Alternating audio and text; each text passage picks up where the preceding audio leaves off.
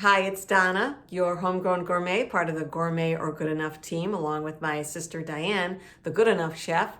And today we are making no knead bread. Now, this is a recipe that I shared with my sister back in the beginning of the pandemic, and she liked it so much she took it on as her own. Well, I'm going to take her revised recipe and take it one step further. So here goes. No knead bread usually has four things: 3 cups flour, 1 teaspoon salt, a quarter to half teaspoon of yeast, and then 1.5 cups of warm water. I always use bread flour is because it has more protein, and more protein means more gluten to create the desired rise in the bread. It will absorb liquid better, and then it also allows it to hold its shape, and it'll rise upward instead of outward. So hence, I always use bread flour.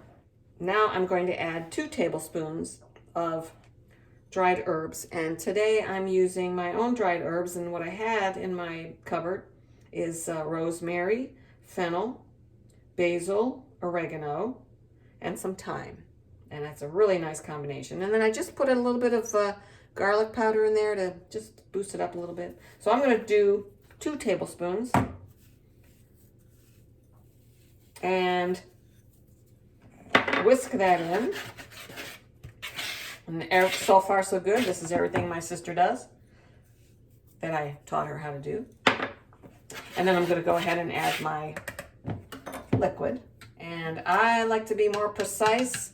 I'm at 127, and I want this between 125 and 130 for this particular no knead bread. You want a little hotter temperature. Everything gets dumped in. That's the best part about this, because it's no knead, baby. Just dump and stir.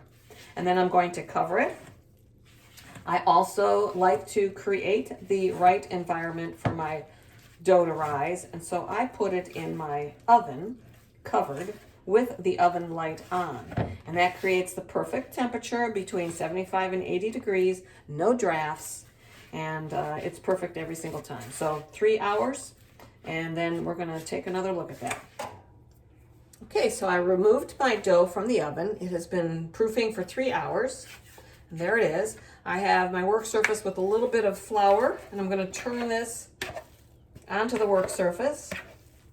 And then I'm going to add an additional maybe 1 or 2 tablespoons of flour and fold that in, put it back in my bowl, and let it sit on the counter for a half an hour while I preheat my oven.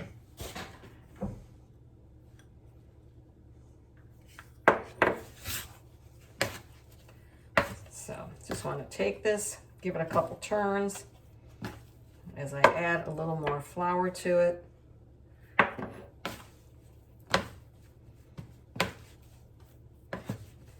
Give it some more structure with the flour, and then we're just going to put it back in the original bowl with some parchment paper and let it sit. Like I said, while I preheat my oven, I'm going to put the Dutch oven in there as well so it can get nice and hot. And we'll see you back in a half an hour.